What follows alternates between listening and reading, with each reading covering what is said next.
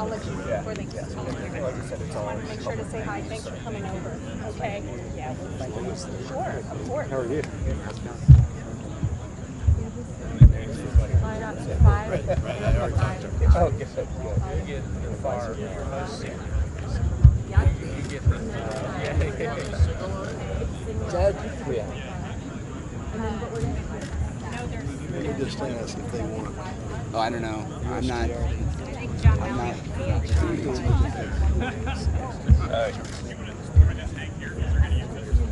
Let Phil get in the far corner. What's going on with you? Yeah. I think probably sitting. Steven. Good job. Always had confidence.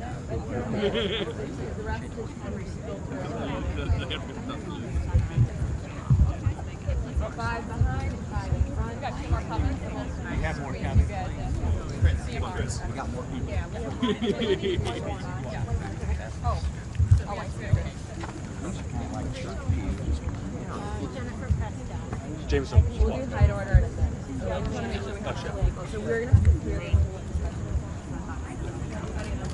then you got to leave. Yes.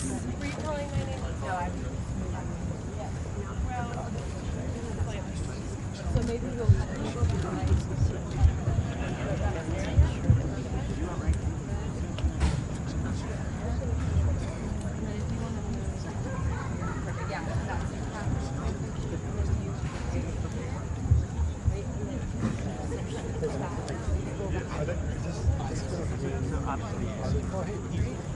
Yeah, I told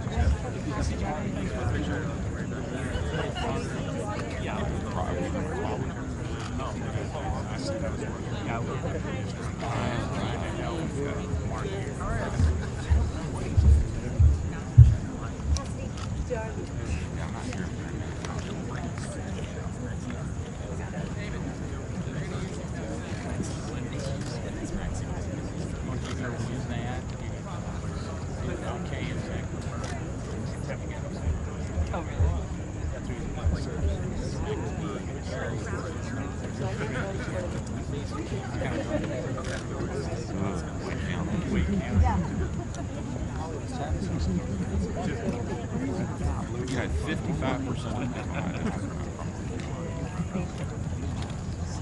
850,000. yeah.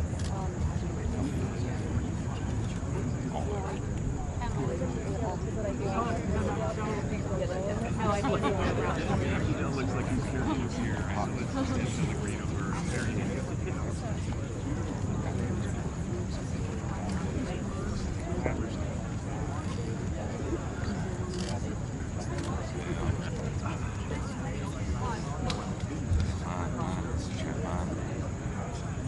Certainly by the time redistricting comes,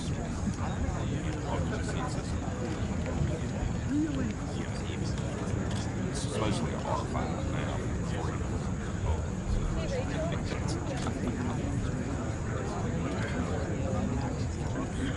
We're going to change. Yeah, he's already. He's not outside the zone. He's with American legislator.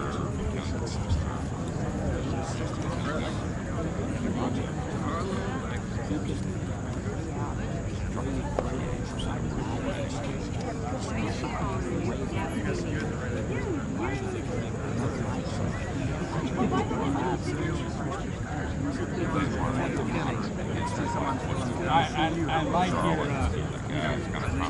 your top hat there. Well done. So we have 6 open seats. Robert Pitt registered. Mark Harris.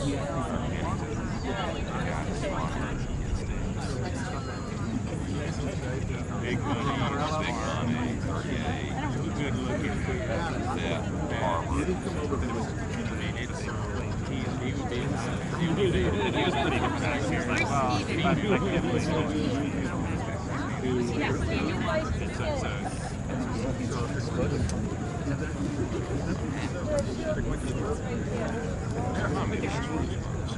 So I brought Fitzgerald, who just worked 1,000 hours on this. You guys know each other. You had a beer fight. I have a fridge completely full of beer. Have you ever had it? Yeah. No, it's vodka. It's vodka. Yeah, the old food. So fitness was a little different. And when your eyes are red, it's allergies. You can walk out the money.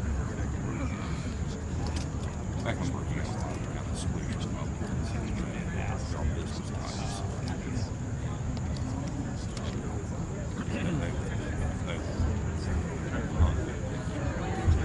All of them went to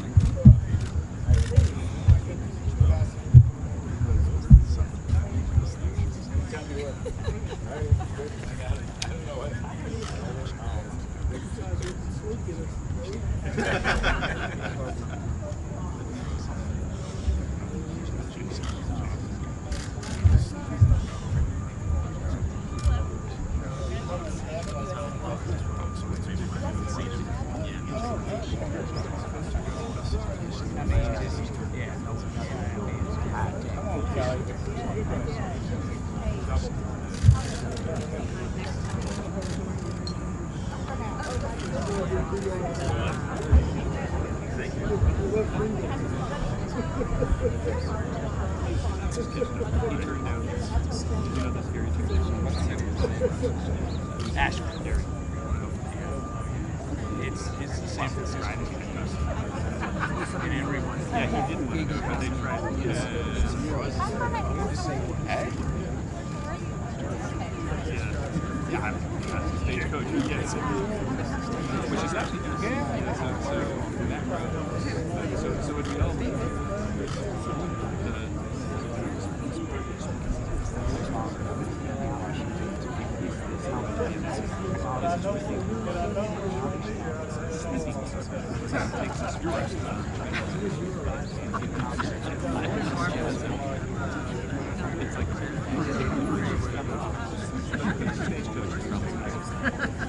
Oh, you haven't?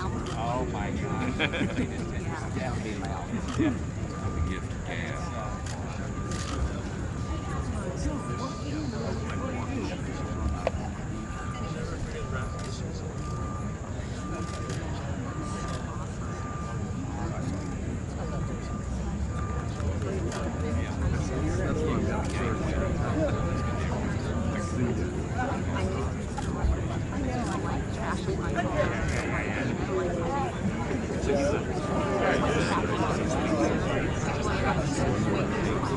You could put your car out there.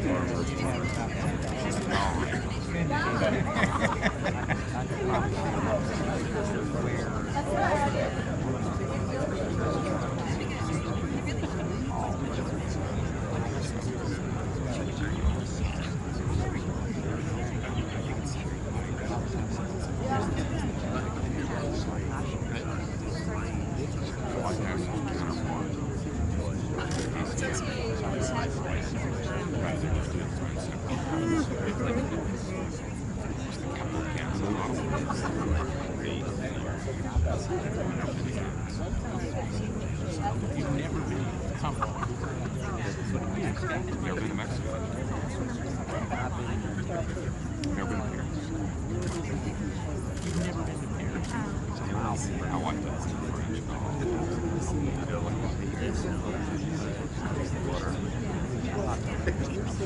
We're going.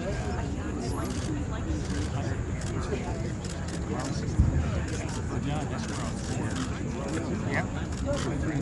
I am. Well, for years. I mean, my dad was in the Army. My mom went over got civilian nurses, Army Field Hospital there. Every second Army Field. My mom made it for years. I told her, don't spend too much time on it.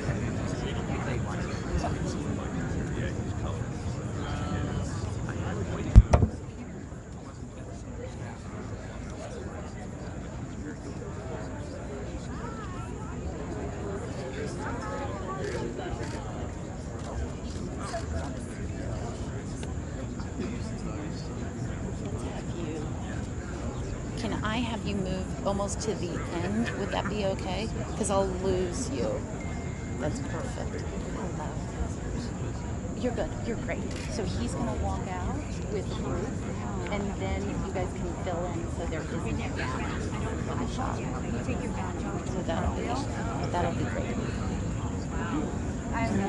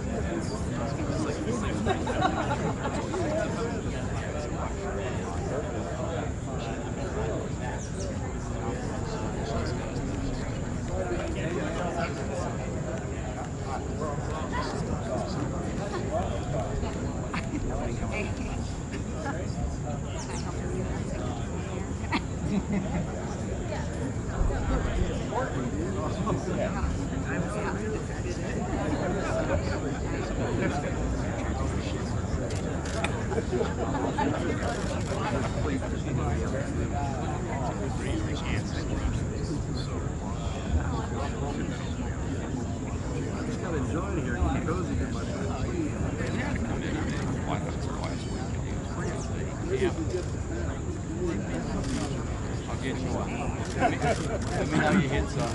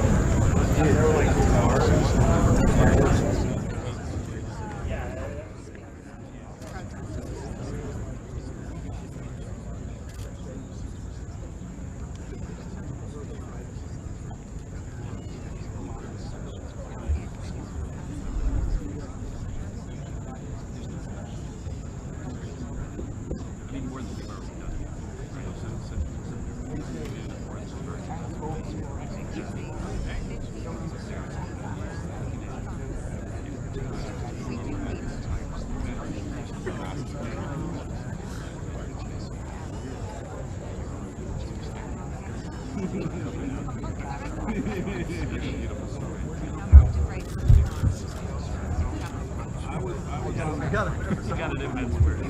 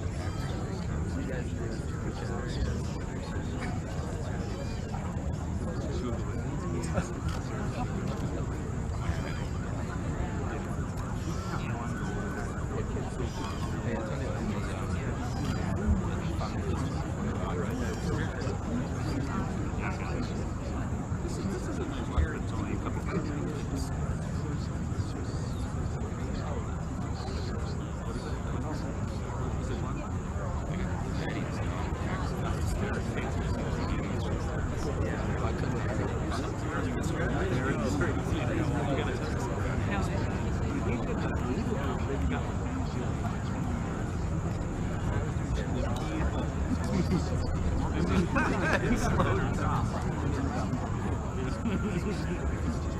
and you have like.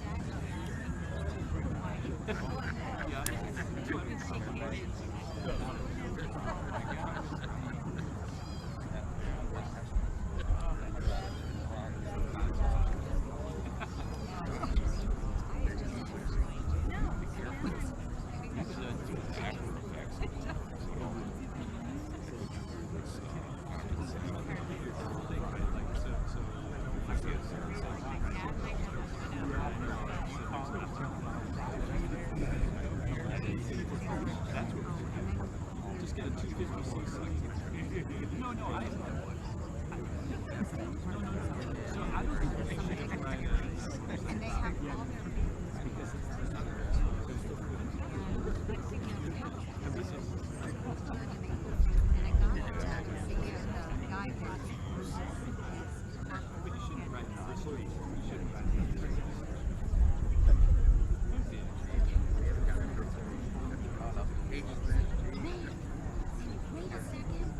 I didn't recognize him. I don't think he knew. I don't think he recognized you. Let me just tell you. So I think the other capital policeman.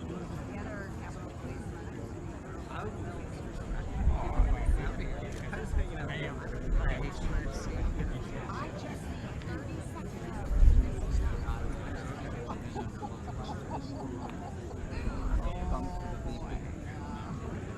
like, talk like that no matter who you're talking to.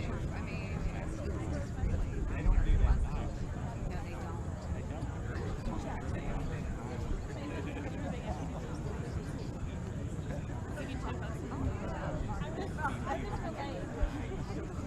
Hey guys, 5 minutes. 5-minute warning. I'm just delaying.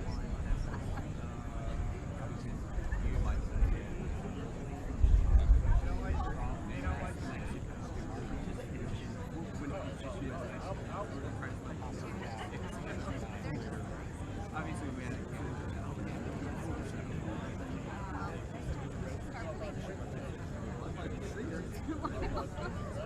I've never seen so much. They had a big We were actually doing that this morning at the Secretary's office. I was in.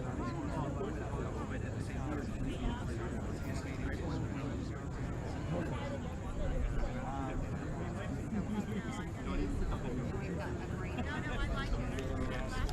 We've even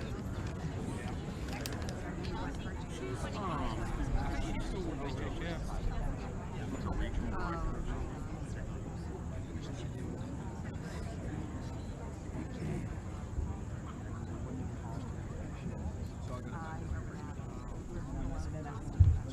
because so that's why NAFTA will give us a little optimism.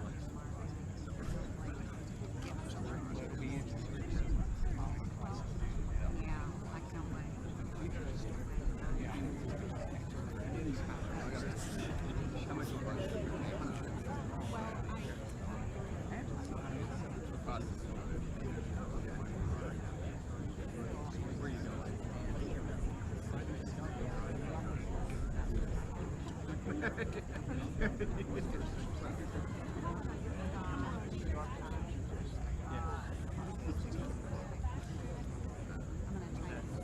Oh, okay.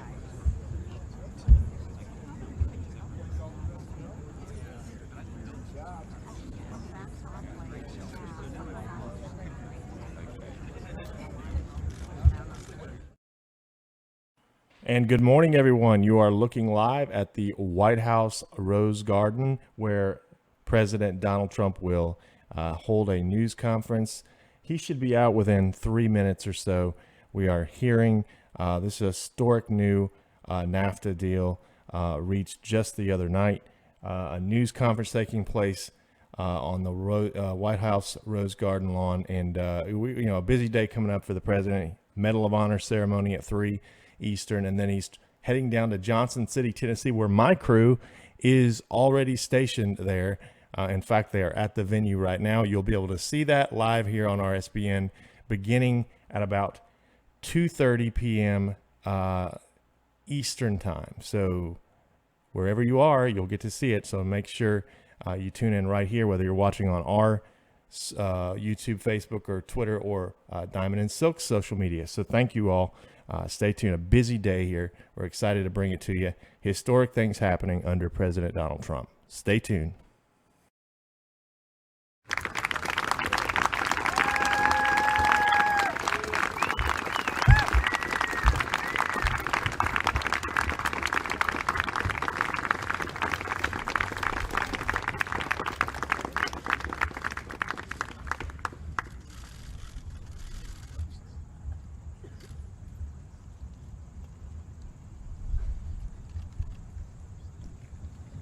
Ladies and gentlemen, the program will begin in 2 minutes.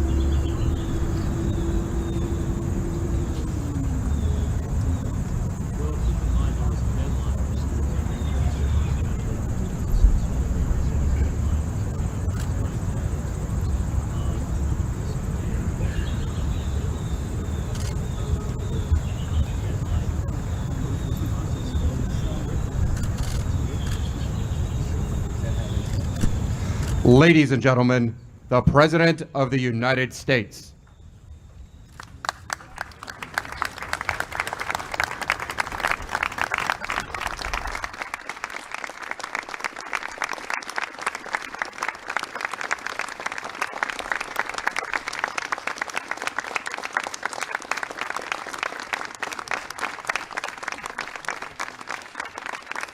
Thank you.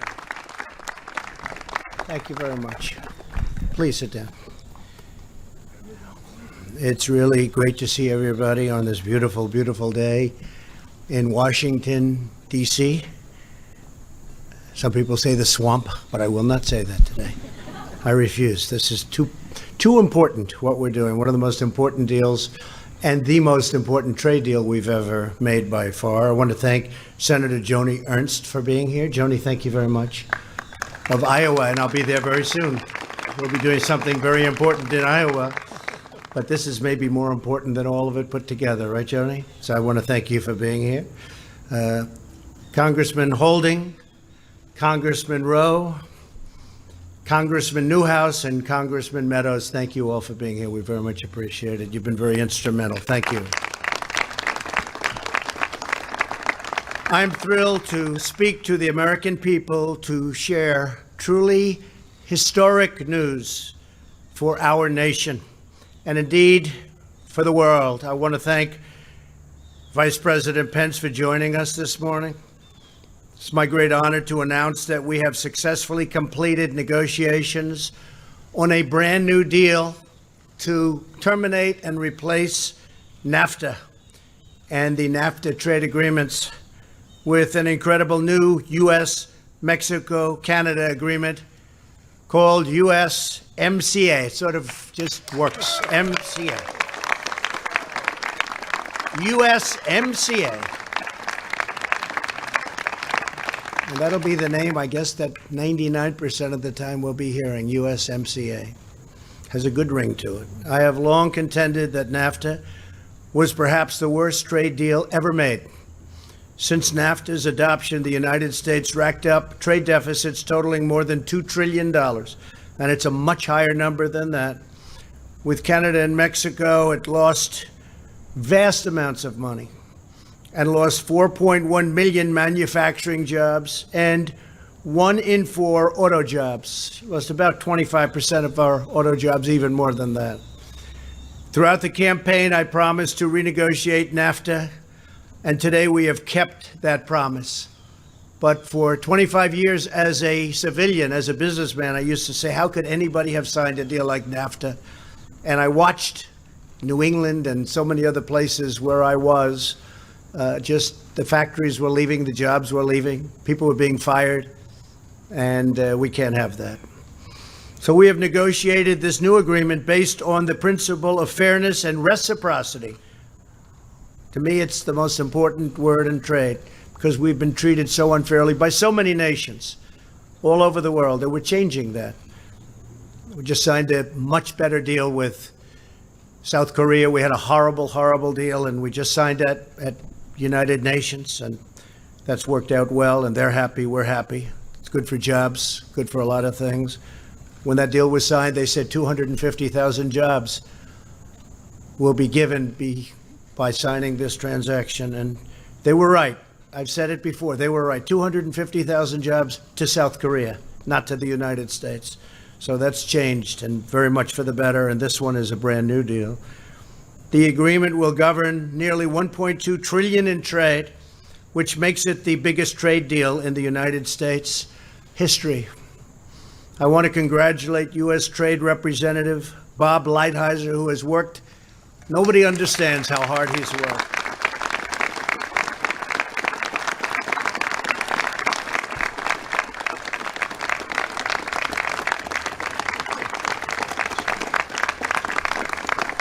No matter when you called him, he was in the office, or he was in somebody else's office doing the same thing. Bob Lighthizer is great. I've heard it for years. I said, if I ever do this, I want to get Lighthizer to represent us, because he felt the way I did. And the entire team at the USTR standing behind me, and some right here in the audience. I want to thank you all. Fantastic job. Peter Navarro, everybody. Thank you all. Thank you.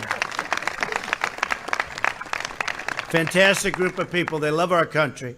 I also want to thank Secretary Mnuchin, Secretary Ross, Secretary Nielsen, Secretary Perdue, Jared Kushner, Peter Navarro, and the United States Ambassador to Canada, Kelly Craft. Thank you. Thank you, Kelly. Thank you very much. I also want to thank President Peña Nieto of Mexico, who we had a few disagreements, but I really like him a lot. I think he may like me, I'm not sure. But I think he's a terrific person, and he'll be leaving soon, but he's really done a good job and wonderful, wonderful person. And the Mexican president-elect, Lopez Obrador, who has given his support to this agreement, and we're developing a really good relationship, which I think is very important for our country, frankly, and for Mexico. And so they worked together on this. This was done by both. I said, look, I don't want to sign an agreement, and then a new president comes in. They don't like it, and we have difficulty. They worked very much together on it, and I appreciate it from both. I have to certainly give my highest regards to Prime Minister of Canada, Justin Trudeau. A lot of stories came out about Justin and I having difficulty together, and we did over the trade deal. But I'll tell you, it's turned out to be a very, very good deal for both, and a very, very good deal for all three. It puts us in a position that we've never been in before. It's very good when you look at the world and what the world is doing, and when you look at the unfair trade practices that countries are using against the United States. This is a terrific deal for all of us. Once approved by Congress, this new deal will be the most modern, up-to-date, and balanced trade agreement in the history of our country, with the most advanced protections for workers ever developed. If you look at the reviews, people that would normally not under any circumstances say good things, because automatically they have to say bad. Even some Democrats say that's amazing. We had some, they haven't been given the sound bites yet, I guess, Mike. But actually you had some Democrats say this is really amazing if he really got all of that.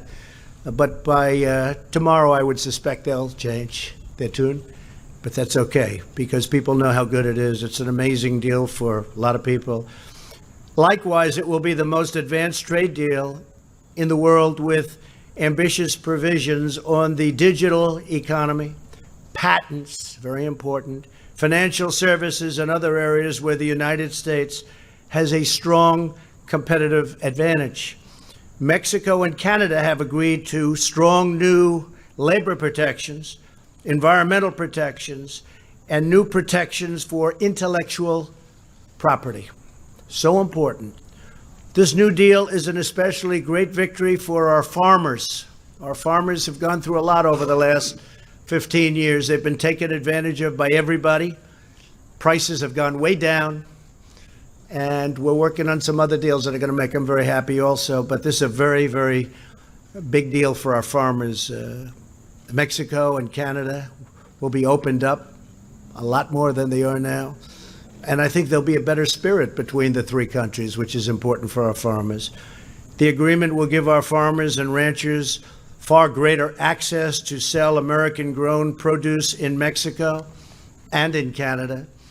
The deal includes a substantial increase in our farmers' opportunities to export American wheat, poultry, eggs, and dairy, including milk, butter, cheese, yogurt, and ice cream, to name a few. I want to be very specific.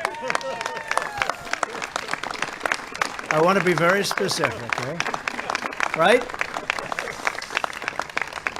And many other products, but those products were not really being treated fairly as far as those that worked so hard to produce them, and now they're going to be treated fairly. These measures will support many hundreds of thousands of American jobs. This is also a historic win for American manufacturers and American auto workers who have been treated so badly. We've lost so many jobs over the years under NAFTA. Under the current New Deal, and if you look at the current NAFTA deal, the New Deal is taking care of all of these problems because NAFTA, foreign companies have been allowed to manufacture many of their parts overseas ship them to Mexico and Canada for assembly, and send their foreign-made cars into the United States with no tax. So we let all our people go. We fire everybody. They make cars. They make products. They make everything in another country. They send them into the United States, no tax. And the cost is very little different. Sometimes it's more for those people that like to talk about cost. With this agreement, we are closing all of these terrible loopholes. They're closed. They're gone. They were a disaster. For example, we are requiring a large portion of every car to be made by high-wage workers, which will greatly reduce foreign outsourcing, which was a tremendous problem, and means more auto parts and automobiles will be manufactured inside the United States. We will be manufacturing many more cars. And our companies won't be leaving the United States, firing their workers and building their cars elsewhere. There's no longer that incentive. Before, under the NAFTA deal, they had that incentive. They have the opposite incentive now. We're not going to be losing our companies. That was, to me, the most important thing. I don't want to see our companies leave and fire our workers, and our workers never get jobs to replace those jobs. Those days are over. This deal will also impose new standards requiring at least 75% of every automobile to be made in North America in order to qualify for the privilege of free access to our markets. And that's what it is. It's a privilege. We don't take it as a privilege. We don't take it as a privilege. It's a privilege for them to do business with us. And I'm not talking about Mexico. I'm talking about everybody. Everybody. It's a privilege for China to do business with us. It's a privilege for the European Union, who has treated us very badly, but that's coming along, to do business with us. Japan, every country. It's a privilege for them to come in and attack the piggy bank. In this, we will have a result of much more happening right here in the United States. It means, more than anything else, far more American jobs, and these are high-quality jobs. There are also strong provisions to enforce what's called the rules of origin requirements. This will incentivize billions of dollars in new purchases of U.S.-made automobiles. Once approved, this will be a new dawn for the American auto industry and for the American auto worker. They will see. They understand. They voted for us in large numbers, even though their leadership always goes Democrat. A couple of them said to me, I don't know how I can do it again. Many of them, the leaders would back Democrats and would tell me, you're going to get most of the votes from union workers. And we got most of the votes from workers, period. But the American auto worker was very much behind what we were doing as one primary aspect. It will transform North America back into a manufacturing powerhouse. If you remember, the previous administration said, we're not going to have manufacturing jobs anymore, essentially. We're not going to make things anymore? No, just the opposite. Going to be a manufacturing powerhouse and allow us to reclaim a supply chain that has been offshored to the world because of unfair trade issues. We also provide brand new intellectual property protections for biologic drugs, which will make North America a haven for medical innovation and development. We want our drugs to be made here. When you talk prescription drugs, we don't like getting them from foreign countries. We don't know what's happening with those drugs, how they're being made. Too important. This landmark agreement will send cash and jobs pouring into the United States and into North America. Good for Canada, good for Mexico. Instead of jobs leaving for overseas, they will be returning back home, and we've already had it. We have many, many car companies. I was with Prime Minister Abe of Japan. He said, we have sent many car companies to the United States over the last year and a half. It's true, and big expansions. And very importantly, he said many more are coming because they have an incentive now to be here.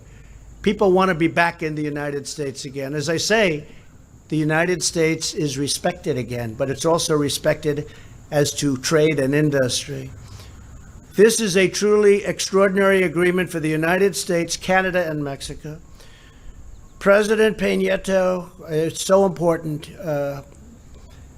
that the president and I have developed this sort of a bond on trade. Peña Nieto, a man that has done a very good job for Mexico in terms of trade, and Prime Minister Trudeau, who I just spoke to both of them a little while ago. They love their countries. They want to do right for their countries, and that's what they've done. And we've really formed, if you look at this agreement, we formed a great partnership with Mexico and with Canada. And I plan to sign the agreement by the end of November. I then will submit it for approval to Congress, where in theory there should be no trouble, but anything you submit to Congress is trouble, no matter what. It's the single greatest agreement ever signed. They'll say, well, you know, Trump likes it, therefore we're not going to approve it, because that would be good for the Republicans, so therefore we can't approve it. But it will be sent to Congress pursuant to the Trade Promotion Authority Act. This agreement follows on the heels of our successful completion of a new and balanced trade deal with South Korea. Tremendous difference in that deal from what it was. It was a disaster, as I said. To improve the old deal that had killed so many jobs.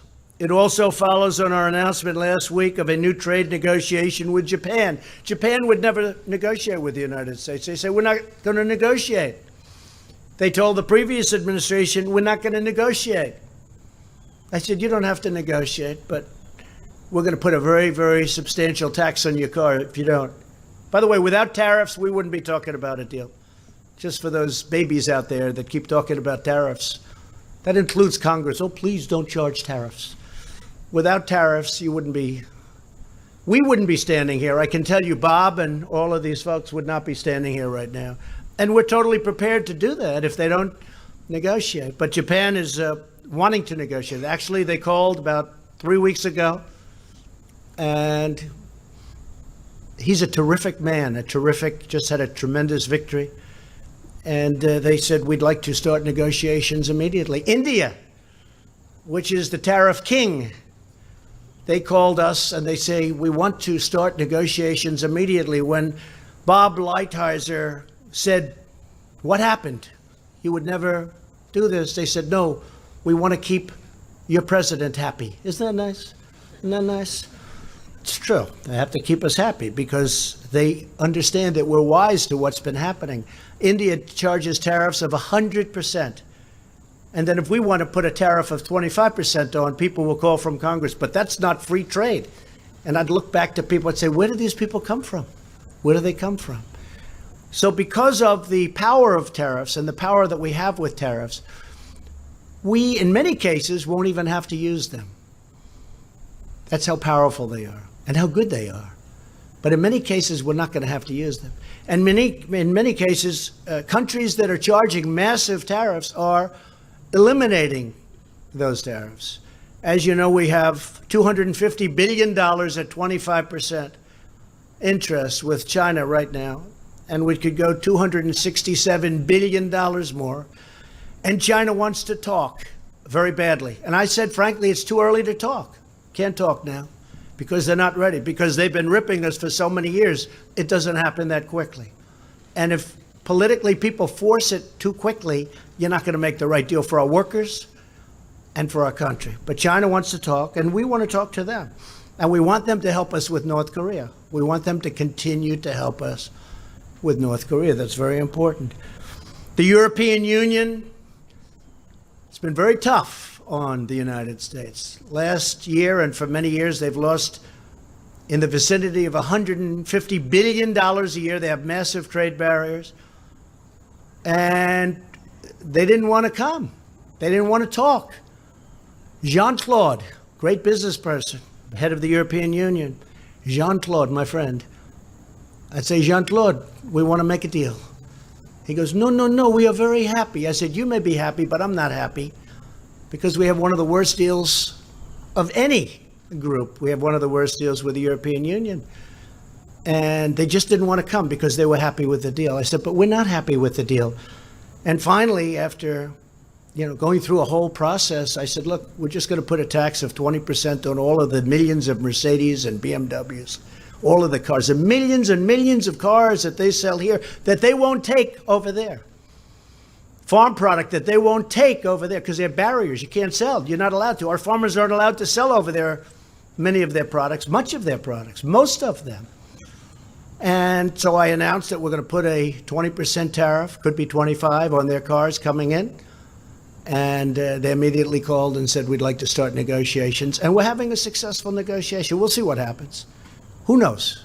I always say, who knows? But we'll see. I have a feeling we'll be successful. A pillar of national security is economic security and trade. National security is not where we lose hundreds of billions of dollars a year. Over the last 5 years, we've averaged $800 billion a year loss on trade. How dumb is that? $800 billion. This group doesn't know about those numbers. I don't even want them to hear those numbers. But the United States in its trade deals has lost, on average, almost $800 billion a year. That's dealing with China, dealing with European Union, with everybody. Japan, Mexico, Canada, everybody. And we're not going to allow that to happen.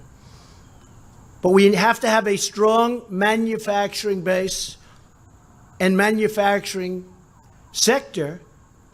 We need a thriving economy. Those are all really essential ingredients to national security. We can't allow what's been happening over the last 25 years to happen. We're building our military like never before. It will be the strongest it ever was. And all of those jets that are made, and rockets and missiles and ships, they're all being made in the United States, jobs. Our economy is booming like never before. Jobless claims are at a 50-year low. The stock market is at an all-time high. Think of that. Over 50% since my election. 50%. People, the 401ks, and they have 401ks, and they were dying with them for years. Now they're so happy. I was telling the story I often tell of a policeman in New York came up. His wife was always very upset with him as an investor because he wasn't doing well with the 401ks. Now she thinks he's a genius because the numbers are so crazy. But we're up over 50% since the election. And you've heard me say this many times, but African American unemployment, Asian unemployment, Hispanic unemployment is at record lows in history, not, for the last 2 years. The history of our country, African American, Asian, Hispanic, young people without high school diplomas, all at historic, that's a very important sector, all at historic lows, the lowest in history. It's really something that's great. This is helping so much with people that get out of prison. We have a tremendous problem. People come out of prison, they can't get a job. Employers don't want to hire them. The economy is so good, they're hiring them, and they're turning out to be incredible workers. They're given a chance. They're really given a second, given a third chance in some cases. But I've had numerous employers come up and say, I'll tell you what, I've taken people that were in prison, and we've hired them. He wouldn't have done this in a normal economy or a bad economy, only in this kind of an economy. And now he's like the biggest fan. One man in particular has taken numerous people. He said most of them have been unbelievable. All you can ask is most. But most of them have been unbelievable. That's a great thing. That's a really great thing. It gives them a chance. So before we take questions, I want to extend our warmest condolences to the country of Indonesia. Friend of mine, we're going to be calling up the leader, who is a great leader indeed, but they got hit by a giant tsunami, like people have not seen. This part of the world hasn't seen it so much, fortunately. They say that's the worst of all. You look at the tornadoes, the hurricanes, you look at all of the different natural disasters. A friend of mine who studies natural disasters, I don't know why he does that, but he does. He says that tsunami is the worst of all, and they got hit very hard, and probably thousands of people killed. We have already sent a lot of first responders and military and others to help. But it's a really bad situation. And finally, before closing, I want to send our thoughts and prayers to the victims of the Las Vegas shooting. That was a horrible, horrible time in the life of our country. Took place exactly 1 year ago today. All of America is grieving for the lives lost and for the families they left behind. So to all of those families and to the people of Las Vegas, we love you. We are with you. We're working with you very hard. That was a terrible, terrible event. So thank you very much for that. I want to ask Bob Lighthizer, who is just a terrific individual as well as a man that knows a lot about this subject, to come up and say a word about the USMCA, the new agreement. And if you have any questions, we'll take some questions after that. Please, Bob.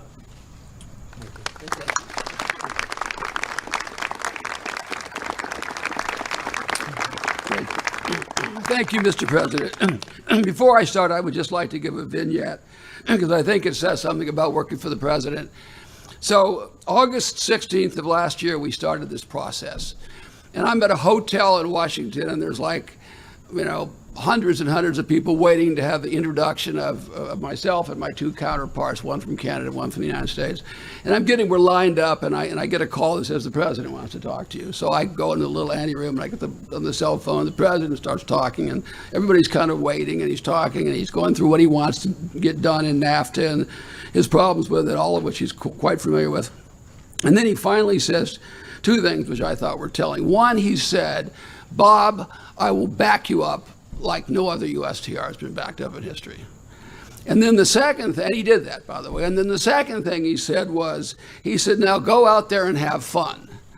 And I thought, well, it's probably not going to be as much fun from my side as it will be from your side, but I'm proud to be on your team, and I really am proud to follow you through this and the other trade changes. As you have said, Mr. President, this agreement is historic in many ways. The USMCA will cover $1.2 trillion, easily making it the biggest agreement in history. We have done this in 14 months. And believe me, in trade negotiating terms, that's like warp speed.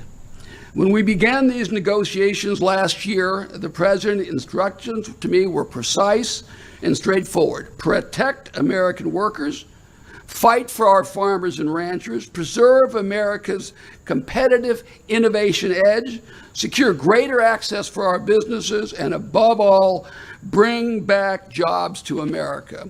I think we have succeeded with this agreement. The USMCA will accelerate the manufacturing renaissance our country has enjoyed under President Trump. It will bring our trading relationship with Mexico and Canada into the 21st century, and it will protect America's competitive edge in digital and innovation across the economy.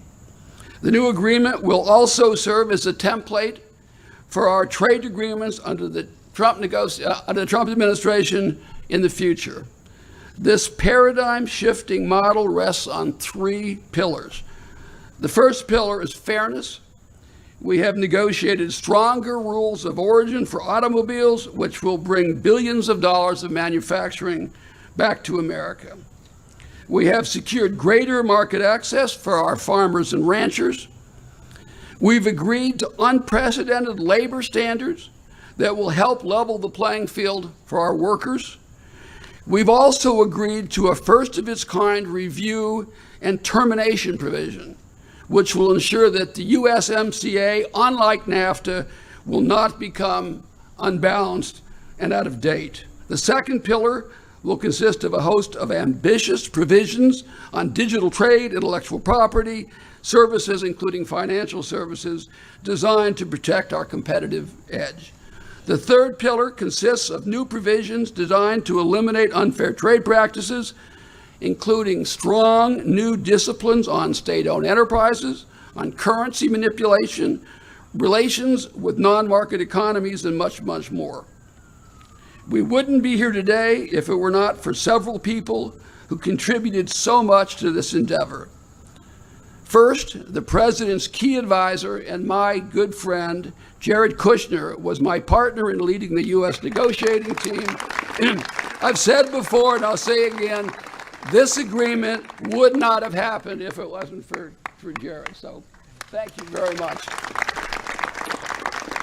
I'd like to thank my counterparts, Secretary Guajardo and Minister Freeland, as well as other Mexican and Canadian government officials, including Secretary Vidagrey, Ambassador Seade, Jerry Butts, and Katie Telford of Canada, and so many more. I'd also like to thank the wonderful staff at USTR, many of whom are on here.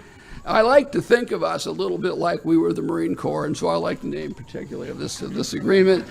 USTR is about 250 people, and they're all devoted, and they're all exceptional, and they all work round the clock. Many of the people you're looking at spent more than one night in the office over the course of the last few weeks. And they have enormous ability, and this president has unleashed them. Finally, I would like to thank President Trump. Your leadership, vision, and grit made this agreement possible. No other person could have done it. Millions of Americans will benefit for years to come because of this vision, and probably even more important, this grit. Thank you, sir. Thank you very much. Thank you very much. Thank you very much, Bob. Thank you very much. Some questions? Yes, Steve? Question? Thank you, sir. You've had tensions with Prime Minister Trudeau. Yes. How did that affect your ability to get this deal done? I don't think it did. He's a professional. I'm a professional. We had very strong tensions.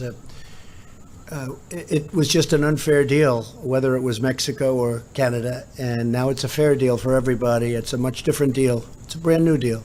It's not NAFTA redone. It's a brand new deal. I just spoke with him. We have a great relationship, and we're going to work as a partner.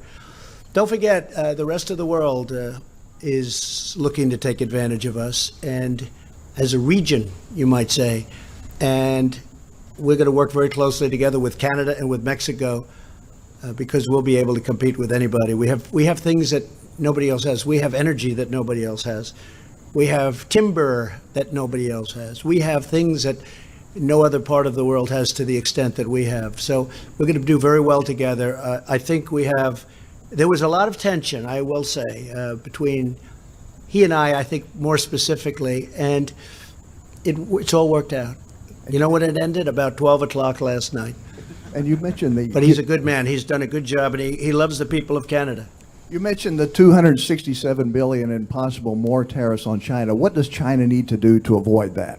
Well, we'll see what happens with China. We have lost $375 billion in trade deficits. They have a surplus of $375 billion with a B with the United States. And it's been that way for years and years and years. I always say we rebuilt China.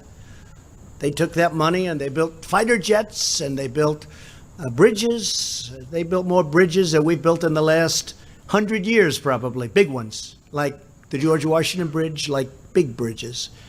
And I'm not going to take, look, I don't blame China. I blame our leadership. They should have never let that happen. And I told that to President Xi. I said, I was making a speech in China, and I was really hitting China hard. And I'm in China. I don't know if that's a good thing to do. But I looked at it and I said, but I don't really blame you. I blame our leadership for allowing this to happen. He knew exactly what I meant. We had no deal with China. I asked one of the top people in China, a representative at the highest level, came to the Oval Office. I said, let me ask you, how did this ever happen? He's a pro, so he understands. He doesn't have to be cute. He said, nobody ever did anything from the United States. When we put on a 25% tariff on every car that comes from the United States into China, we thought we would be rebuked. We thought it would be terrible. Nobody ever called. Nobody did anything. That was years ago. And we charged them nothing, 2.5%, but we don't collect it. We do now, by the way, but we don't collect the 2.5%. So they charge 25, we charge essentially nothing. But I said, how did it happen? He said, nobody ever called. We don't have a deal with China. There's no deal. They do whatever they want. So we have a tremendous problem with theft of intellectual property with China. We have a lot of other problems with China. We have primarily trade problems. And as you know, they're having a much more difficult time now. I don't want them to have a difficult time.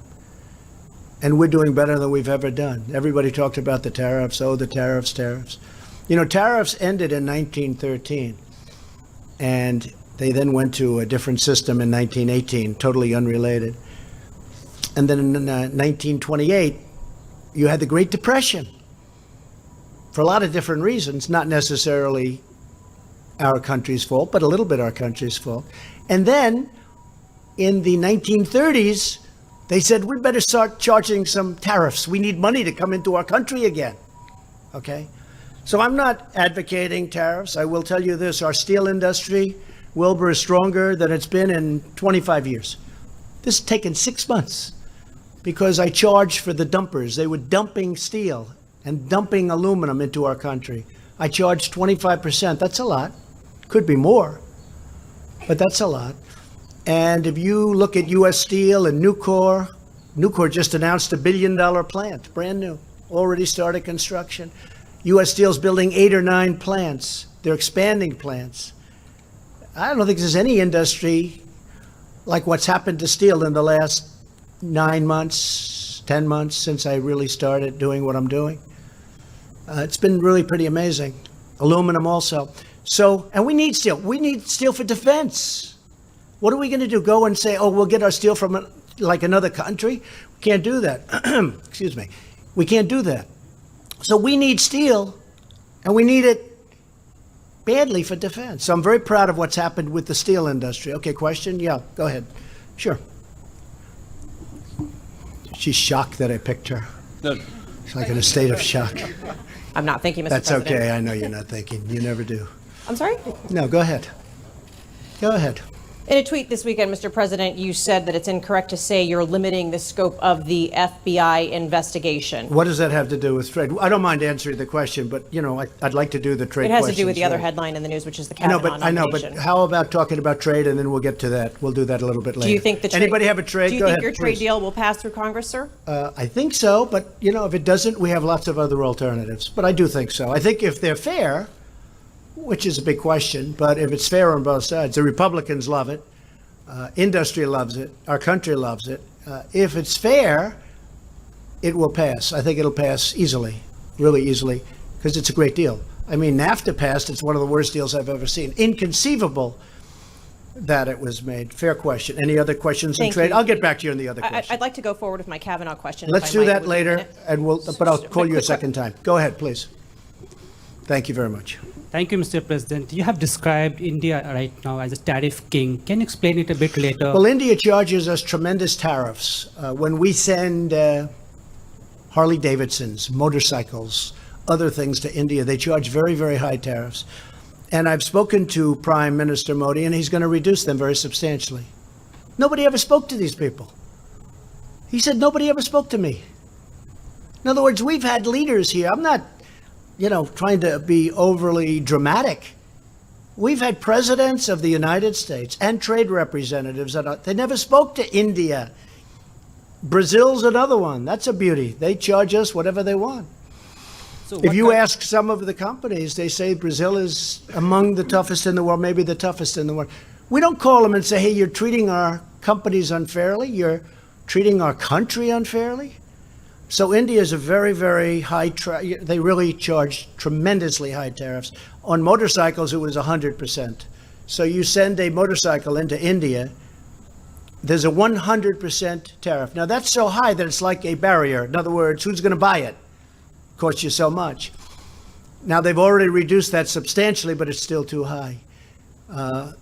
My relationship with India is great, with Prime Minister Modi is great, and they're going to start doing a lot. They've called us to make a deal. We didn't even call them. They called us to make a deal, which is like shocking to people. Yes, sir, go ahead. Yes. Well, I don't, there we go. I do have a second question on the Kavanaugh thing, when you get back to it, if you take that. Let's go. But you'll take that now? No. Okay. Well, the question I First have do trade. on trade, does this mean the end of tariffs, if you could spell that out No. to Canada? No. So do you think it'll pass? No. The steel is staying where it is, and aluminum. But it means we probably, for the most part, won't be having to use tariffs unless we're unable to make a deal with a country. For instance, if we can't make a deal with the European Union, we will respectfully put tariffs on the cars. The United States will take in billions and billions of dollars into its coffers. Isn't that nice? Because you don't hear that. Only from Carl Sagan. Okay, yes, Sagan. But it'll take in billions and billions of dollars. But really what's going to happen is they'll make the cars in the United States. This way they don't have to pay the 25 or the 20% tax. And could you spell So I out? don't think you're going to have to use the tariffs too often, but there will be cases where you have countries that are just absolutely not willing to do what's fair and reciprocal, and in that case, they'll pay tariffs. And you know what? The United States will do very well. Either way, we do very well. So do you think it'll pass in Canada, Mexico, and more importantly, I don't know. here in the I mean, United States? I can't tell you. All I know is we made a deal. The highly respected presidents, and in the case of Canada, the Prime Minister, are satisfied with the deal. It's good for Canada, good for Mexico. It's good for all three. This is a deal. I'm not tired of it. This is good for all three. That's good. And just that fact makes it good for us. But this is good for all three. But this is a much different deal than NAFTA. And this is much more of a reciprocal deal for the United States, which is really good. Yeah, go ahead, Peter. No, why don't you just, we'll do the Kavanaugh questions. I mean, you talk about being treated harshly. We'll do that in a couple of, let's finish up trade because you have a lot of people that want to run over to the Wall Street Journal and start writing. Go ahead, please. Can you take one from the Mexican journalist? I can't hear you. Take one from the Mexican journalist. A Mexican journalist? Go ahead. Yes. Sure. So you're going to keep the tariffs on steel and aluminum on Mexico and Canada? Until such time as we can do something that would be different, like quotas, perhaps, so that our industry is protected. We are not going to allow our steel industry to disappear. It was almost gone. I'll tell you what, if our country kept going the way it was going, within 2 years, you wouldn't have had a steel industry. We have to have a steel industry. We have to have an aluminum. You know, there are certain industries important. So we are working on that now. That wasn't part of this. But we will do something. And in fact, Bob, if you want, you may want to say a couple of words about that because we're literally talking about that 1 hour ago. Yes, great. Thank you, Mr. President. I guess I would say, first of all, there are two separate things as far as we're concerned. We know that they're of grave interest to both countries. We are engaging in talks now with an effort to try to preserve the effect of our program and still take care of their needs. And hopefully we'll be able to work that out. But we are in communication with them. And really take care of the needs of our steel companies. I don't want plants closing. They're hiring thousands of workers all over the country. I'm not giving that up. But you get the assurances of President-elect López Obrador that he's going to keep his word on this trade. Oh yeah, we have a very good understanding. Yeah, really good. Yes, sir. Go ahead, please. I am Mr. President. Just hoping you can just reiterate on the tariffs. What specifically would it take for Canada or Mexico to be exempt from these tariffs? And secondly, did you consider dairy the deal breaker? Yes, when it came to Canada? Dairy was a deal breaker. And now for our farmers, it's, as you know, substantially opened up, much more.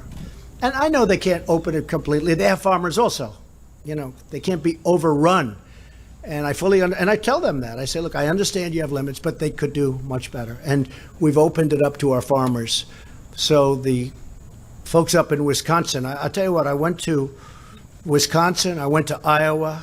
Joni knows better than anybody, right? And Scott Walker, who I think is a fantastic governor, talks about it all the time, that our farmers were not treated properly by Canada. Now they're going to be treated with respect. They're going to be treated fairly. Or, as I say, in that reciprocal way. Very important. Yes, sir, go ahead. Thanks, Mr. President.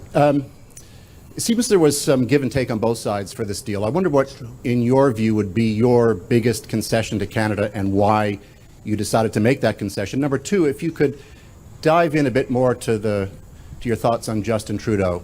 You talk about tensions. I wonder what you, throughout this process, what you've learned about him and what the state of the relationship is with him today and going forward? Well, I think my biggest concession would be making the deal, because we are the one that people come and want to take from. I'm talking about every country. And that gives us a tremendous advantage in negotiating that we never used before with past administration. We never used it. Every deal we have is a loser. Every deal, you could look at almost every country in the world, almost every country. We have trade deficits. We lose with everybody. So I think my biggest concession was making the deal, because we could have done it a different way, but it would have been nasty and it wouldn't have been nice. And I don't want to have that. We have a great relationship with Canada. I think now it'll be better than ever.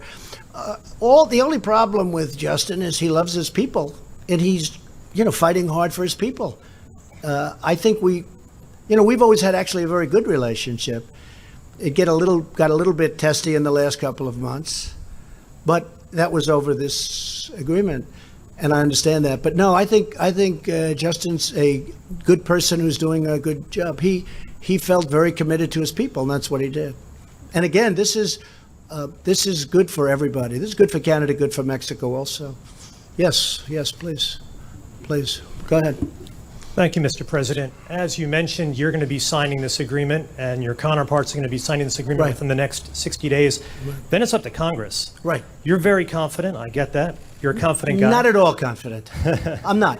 Well, I don't know. explain to me Congress, why you think that tell me if Congress you guys is going to controlled sign by, it, tell me. I think they will. If Congress is controlled by Democrats, could happen. Could be. It could happen. So they're then willing what? to What are throw. the prospects? Yeah, they might be willing to throw one of the great deals for people and the workers. They may be willing to do that for political, people or political purposes, because frankly, they'll have 2020 in mind. So far, I dream about 2020 when I look at what's going. They have 2020 in mind.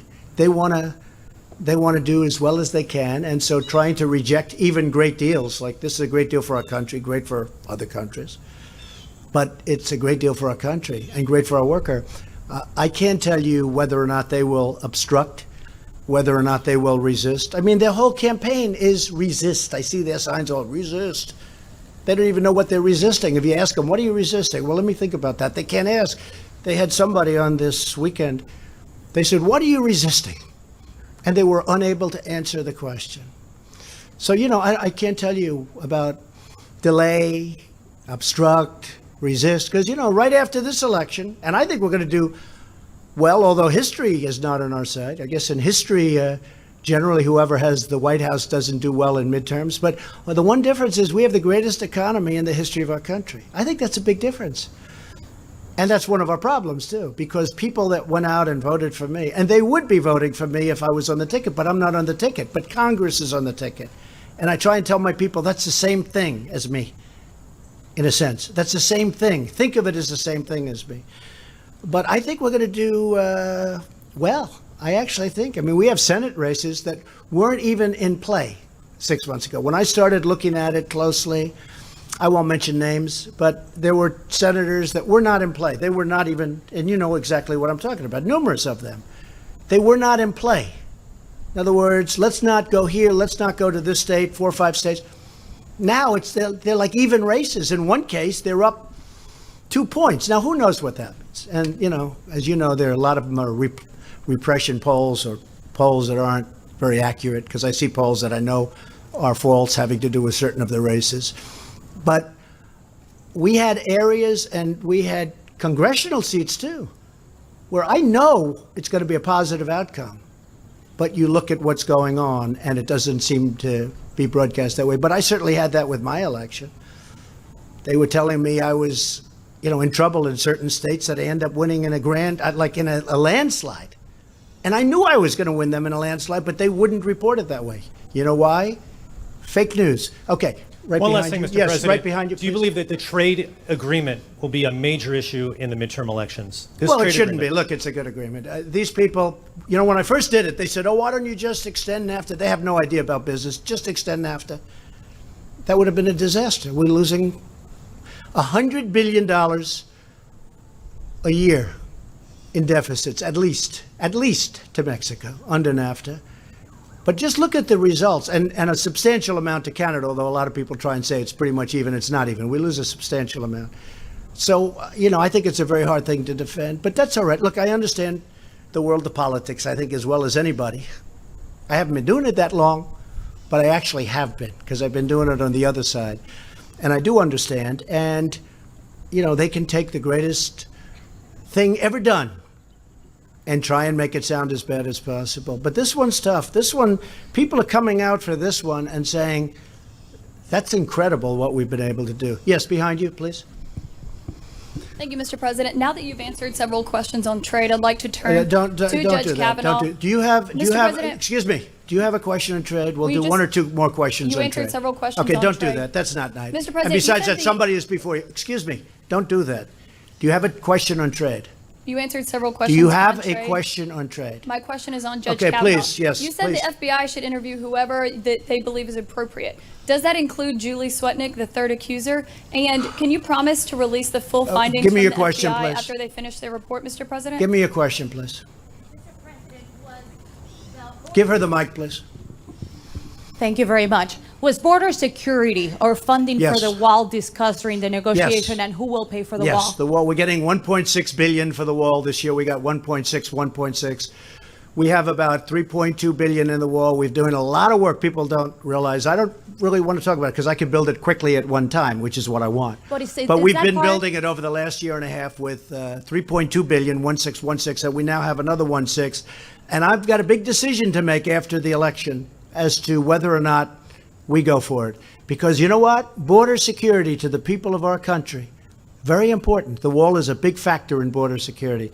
And I really believe that the people of our country, they want the wall and they want border security. They don't want open borders like the Democrats want to have. They don't want crime pouring into our country. They don't want MS-13 pouring into our country. They don't want that. And I really think I have a very big decision to make sometime right after the election, very quickly, because you know what comes due after the election. Do I want to do it before the election? Personally, yes. But I don't want to do that for a different reason, because I have some very fine people that are running in close races, and it may affect them and it may not. It may be good for them. I happen to think it would be good for them. But border security for our country, our people want security. The women of our country, they want security. They don't want to have thousands of people pouring across the border. And I'll tell you what, they want to have ICE, because ICE walks into MS-13 and these gangs, and they treat them like it's just another day in the office. They're rough and they're tough and they love our country. And I'm treating ICE good and I'm treating our law enforcement good. And the Democrats don't want to take care of our law enforcement. And the Democrats don't want to take care of our military. So we are going to have a decision to make sometime right after, very close to after the election is over. And that will be on border security and the wall, but border security. The wall's a big factor.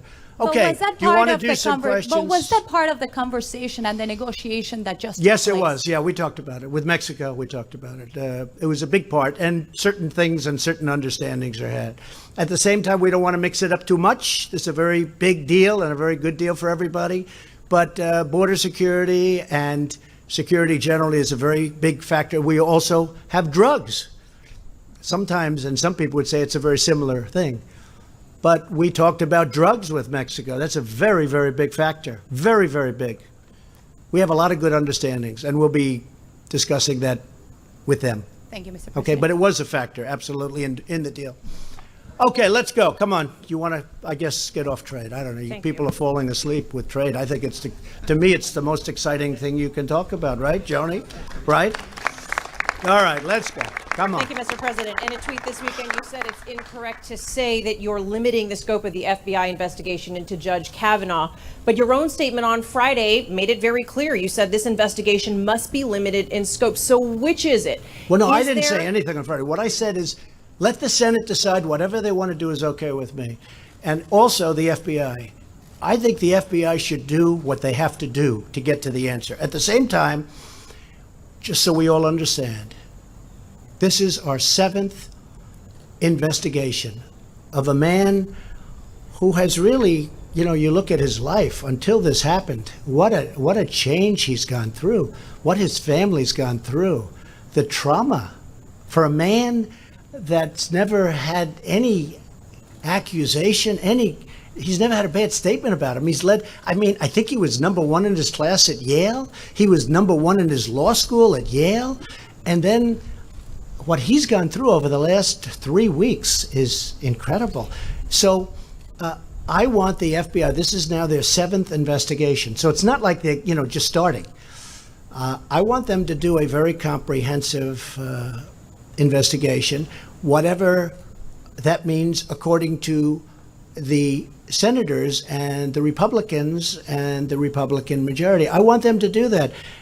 I want it to be comprehensive. I actually think it's a good thing for Judge Kavanaugh. I think it's actually a good thing, not a bad thing. I think it's a good thing. Now, with that being said, I'd like it to go quickly. And the reason I'd like it to go quickly, very simple. It's so simple. Because it's unfair to him at this point.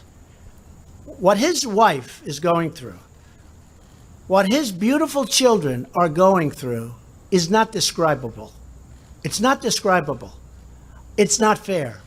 I think it's fair to do it to me because, I've been going from day one. I've been from long before I got to office. You've been doing it. It's almost became, I think for me, it's like a part of my job description to handle this crap. But as far as this is a man that this is not from his world. And you know what? If they're not going to want him, and I think that would be a shame, I'm with him all the way. I mean, a charge made or said to have occurred 36 years ago, and nothing happened since. And look, I feel badly for all parties. I feel badly for everybody. I feel badly for our country. This is so bad for our country. But I will tell you, I watched those senators on the Democrat side, and I thought it was a disgrace, and partially because I know them. I know them too well. And you know what? They are not angels. Are you saying your White House has put no limitations on? No, my White House is doing FBI whatever can the senators speak to, want. No. who they should interview? You don't understand what I'm saying. You do understand. You just don't want to report it that way. Just so you understand, my White House will do whatever the senators want. I'm open to whatever they want. The one thing I want is speed. Now, they started, I believe, on Friday. Could have even been a little bit earlier than that, but they started. They have worked round the clock on Saturday, Sunday. They're working right now. I mean, they're covering a lot of territory. This is the 7th investigation of Judge Kavanaugh, number 7. This isn't number 1. They started on Friday. They worked all weekend. They've gone late into the evenings. The FBI is really working hard, and they're putting in a lot of hours. So hopefully they can come up with what everybody's looking for. But no, I'm guided by the Senate. I want to make the Senate happy because ultimately they're making the judgment. I'm not making the judgment. I've already made my judgment. The Senate is making a judgment on Judge Kavanaugh. That's a very important thing to do. Yes, go ahead, Peter. Go ahead. Just for clarity, so that it's clear. In fact, it's up to you to instruct the FBI what to do. It is up to me. It is up to me. But I'm instructing them as per what I feel the Senate wants. The Senate's making this decision, and I'm instructing them as per what the Senate is looking for. Just for clarity, will you instruct the White House counsel, Don McGahn, to give the FBI free rein to interview whomever they feel is necessary? Well, I have so instructed him, and I did it again over the weekend because I see the press was, I don't want to use the word in this case, misleading. It's a much more complex subject than anybody would understand and than most people understand. But essentially, I have done that. But I did also say within the bounds of what the Senate wants. We don't want to go on to use an expression often used by me, we don't want to go on a witch hunt, do we? So just to be clear, should the FBI interview all 3 of Brett Kavanaugh's accusers? It wouldn't bother me at all. Now, it depends. I don't know all 3 of the accusers. All 3. Certainly, I imagine they're going to interview 2. The third one I don't know much about, but it wouldn't bother me at all. I mean, I've been heard that the third one has, I have no idea if this is true, has very little credibility. If there is any credibility, interview the third one. But I want it to be done quickly because it's unfair to the family and to the judge. It's unfair. It's so unfair to his kids and his wife. How about for the accusers? Has this process been fair to them? Well, certainly we gave the doctor a tremendous time, which is great. She spoke well, but, you know, there are some questions that haven't been answered, like what year was it? What day was it? Where was it? Do you know the location? Do you know the house? A lot of different things. People are saying, well, you know, what's going on? With all of that, you cannot say that we've done anything but be respectful. And I do, and I respect her position very much. I respect her position very much. I believe, and again, this is Republican senators and this is the Senate, I believe they've been very respectful to the doctor, Dr. Ford. Isn't that why the FBI should interview all of them to exonerate Brett Kavanaugh? Yeah, Peter, I think the FBI should interview anybody that they want within reason. But you have to say within reason. They should interview, but they should also be guided, and I'm being guided, by what the senators are looking for, because they have to make the choice. Go ahead, now you can go. Should Brett Kavanaugh be interviewed by the FBI? I think so. I think it's fine if they do. I don't know. That's up to them. I think that he spoke very conclusively and very well. I think it's been a very rough period of time. I guarantee he's never had a period of time like this. When he was chosen, everybody said, oh, this is going to go so quickly.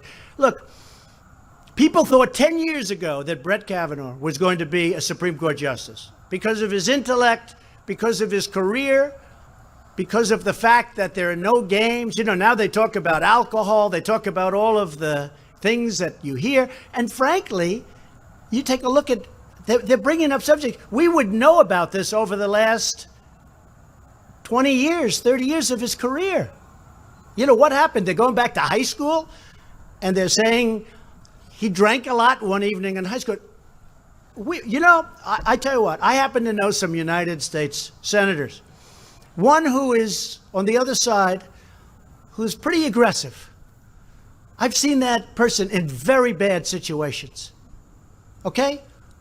I've seen that person in very, very bad situations, somewhat compromising. And you know, I think it's very unfair to bring up things like this. However, whatever the senators want is okay with me. They're going to be making a decision. Whatever they want is okay with me. Go ahead. That's enough, Peter. Go, please. Say it. You said this crap when you referred to I've been dealing with this crap for years. What did you mean? Oh, I think the press has treated me unbelievably unfairly. In fact, when I won, I said, the good thing is now the press finally gets it. Now they'll finally treat me fairly. They got worse. They're worse now than ever. They're loco, but that's okay. I put up with it. Go ahead. I use that word because of the fact that we made a deal with Mexico. So, no, please sit down. Thank you, Mr. Go President, ahead. for coming back to me. You're going to be next. You're going to be next. I didn't know. I thought you were talking. Go ahead. I have two questions about Judge Kavanaugh. First, there are now concerns that he may have lied or mischaracterized his drinking while testifying. If they find that he did, do you think that bars him from being your Supreme Court nominee? Well, I watched him. I was surprised at how vocal he was about the fact that he likes beer. And he's had a little bit of difficulty. I mean, he talked about things that happened when he drank. I mean, this is not a man that said that alcohol was that he was perfect with respect to alcohol. No, I thought he was actually, going back so many years, I thought he was excellent. The interesting thing is, though, nobody asked him about what's happened in the last 25, 30 years during his professional career, because there were no bad reports. I mean, there are bad reports on everybody in here. Most of the people sitting down there are bad, except for Mike Pence, by the way. And if we find one on him, then I think that'll be the greatest shock of all time. No, there are bad reports on everybody. I'm looking at people. Look at some of these people asking the questions, okay? Look at Blumenthal. He lied about Vietnam. He didn't just say, hey, I went to Vietnam. No. For 15 years, he said he was a war hero. He fought in Da Nang province. We call him Da Nang Richard. Da Nang, that's his nickname, Da Nang. He never went to Vietnam. And he's up there saying, we need honesty and we need integrity. This guy lied when he was the Attorney General of Connecticut. He lied.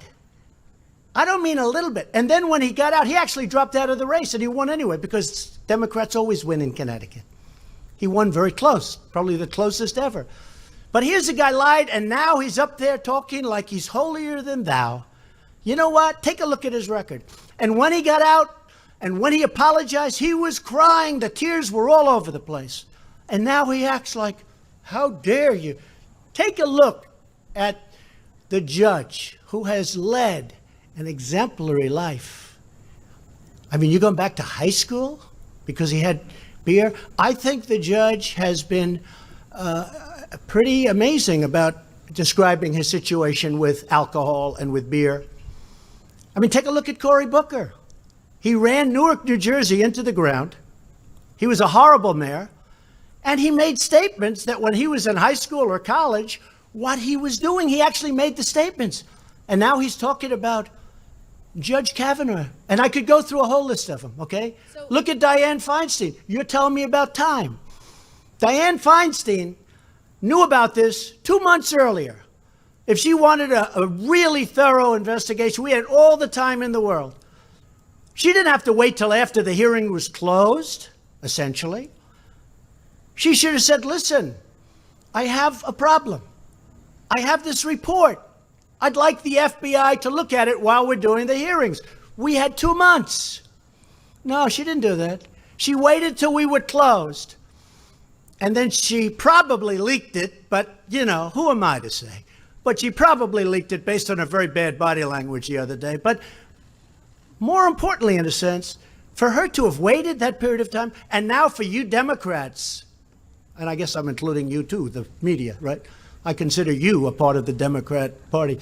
But for you, for the Democrats, to be talking about we want more time for the FBI. If you wanted more time for the FBI, why didn't Dianne Feinstein bring this up? Now, you know that she showed this to other Democrats. She's not the only one. She showed this to other Democrats. There were more than just her that knew about this big confidential thing. It was confidential until the hearing was over. After the hearing was over, they went public. Why didn't they do it during the hearing? And we could have had all the time in the world. You know why? Because they're dishonest people. Okay, yes, please. You didn't answer my question, Mr. President. Go ahead. You didn't answer my question, Mr. President. So if he did lie about his drinking, does that mean you'll pull his I don't think he did. Okay. Look, here's what. I'm just saying, I'm not a drinker. I can honestly say I never had a beer in my life, okay? Right. It's one of my only good traits. I don't drink. Whenever they're looking for something good, I say, I never had a glass of alcohol. I've never had alcohol. I've just, for whatever reason. Can you imagine if I had, what a mess I'd be? I'd be the world's worst. But I never drank. Okay? But I can tell you, I watched that hearing. And I watched a man saying that he did have difficulty as a young man with drink. The one question I didn't ask is, how about the last 20 years? Have you had difficulty the last 20 years? Because nobody said anything bad about him in many, many years. They'd go back to high school. I graduated from high school, and I while I did not drink, I saw a lot of people drinking. They'd drink beer and they'd go crazy, and, they were in high school. They were 16, 17 years old, and I saw a lot of it. Does that mean that they can't do something that they want to do with their life? So it's a very tough thing. I really believe that he was very strong on the fact that he drank a lot, and so I don't know where there'd be big discrepancy. Okay, so, yes, go ahead, so please. just to wrap please. up, can you promise You know to what? You've release really the had FBI's enough. report? Hey, you've had enough. Go ahead, please.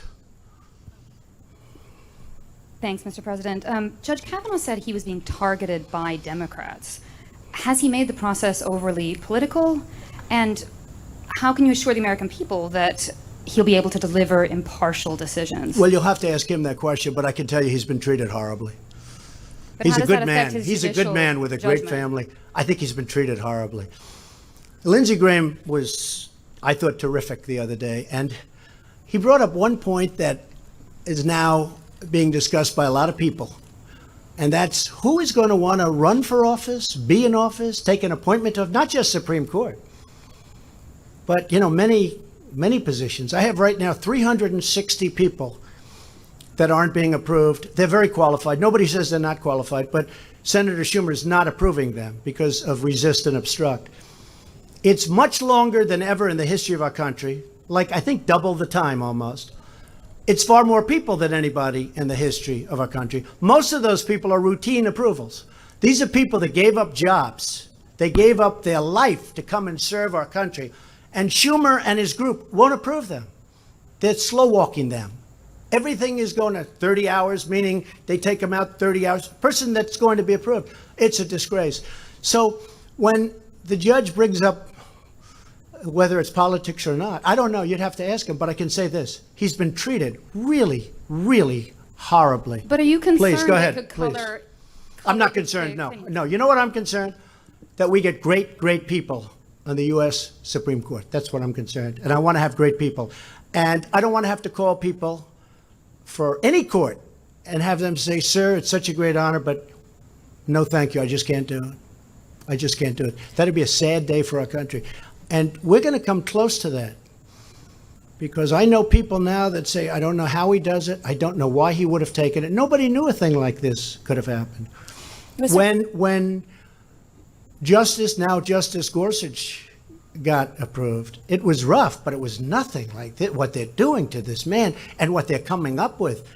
And in many cases, fabricating, because as you know, many stories were pulled back and certain stories were pulled back that were horrible.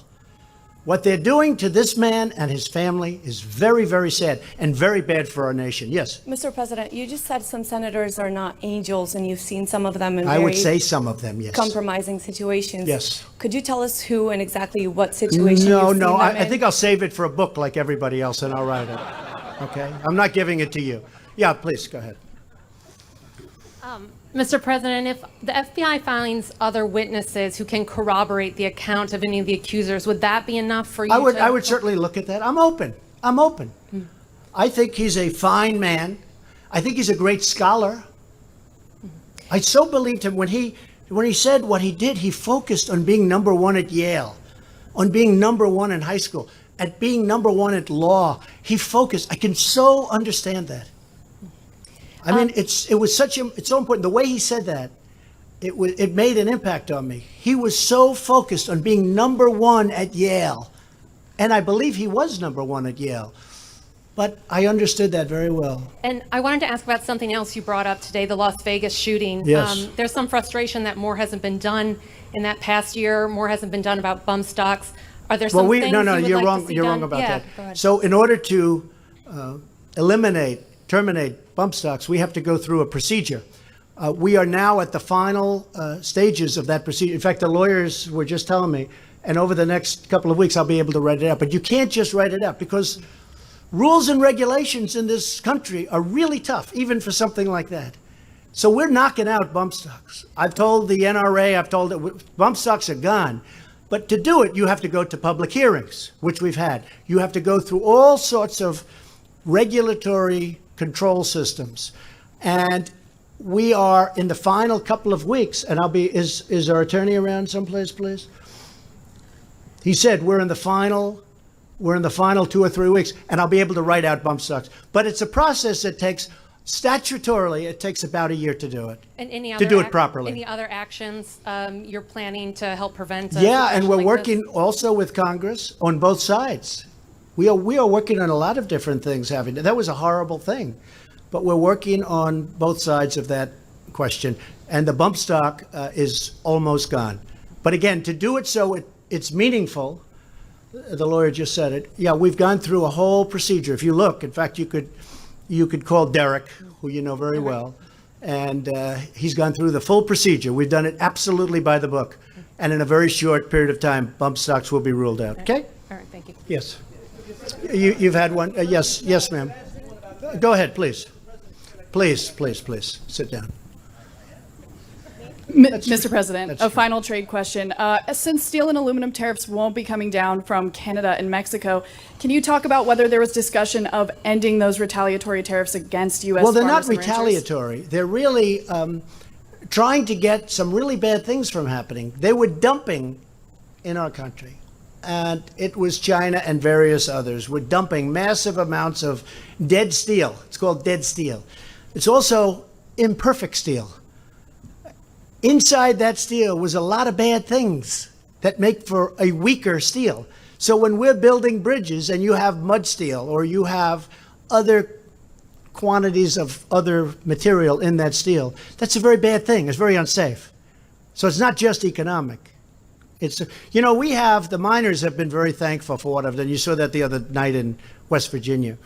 And we have metallurgic coal and other materials. We have mines that are opening up now to get that incredible stuff. This is used not for heating and cooling. This is used in electric. This is used to make steel. And those mines are now opening up, and we're making steel. And the price is going to end up being less because we don't have the shipping problems when you ship it from places so far away. You'll see. We'll have hundreds of new plants opened up in our country, and they'll be competing against each other. And outsiders won't be able to compete. Just so you understand what was going to happen, they were going to knock out every steel plant we had. And then they were going to double and triple the price, and we couldn't have done anything about it. It's a very dangerous thing. And we've employed a lot of people, and billions of dollars is now flowing into our treasury. Okay, yeah, in the back, please. Please. Staying here on trade, the stock market has liked the announcement today. When we walked in here, the Dow was up 250 points or so. There are some who are worried that because of the threat of future tariffs, it could potentially stifle an economy that is hot, a stock market that is hot, but yet today you have once again said, hey, as it relates to China, more tariffs could be coming down the line. Are you worried that potentially you are somewhat suppressing this economy from running further? No, I'm using them to negotiate, and hopefully we can make a great deal with China, a fair deal, and a reciprocal deal, but a great deal and a fair deal. We have a lot of catching up to do with China. You know, when they drain us for $500 billion a year, which is probably the real number, and that's not including the theft of intellectual property and other things. And a lot of people say, it's hard to value, but a lot of people say that could be $300 billion a year. That's a tremendous, you just can't let that happen. No, we're using tariffs very successfully to negotiate, and if we're unable to make a fair deal, then we'll use tariffs. But Mexico, and if you look at Mexico and Canada, they're way beyond that. We have a deal that really works. And the nice part about the deal we make with them is it's not a specific product, it's a product all across the line, whether it's dairy or, just a lot of products. You see the list of products. There are many, many products, and they're all included. So it's across the board. Mr. President, with China, one more on trade, if you don't mind. Go ahead.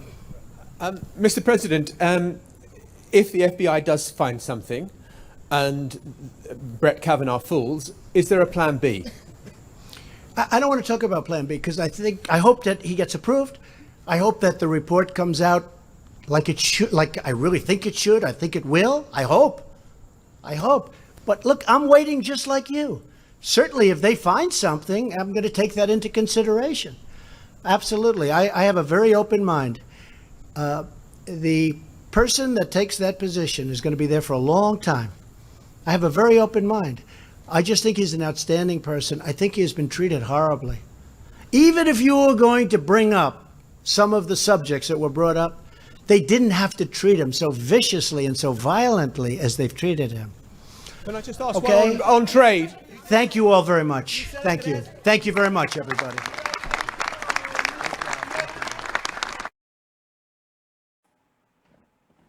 President Donald Trump wrapping up remarks from the Rose Garden, the best president that we have ever had, bar none. This deal happened because he actually made a call, and the world leaders were just shocked that no one had ever asked before. And he sat down and asked and got it done. That's what he does. He makes deals. You should read the book if you haven't, Art of the Deal. A lot coming up today on our SBN.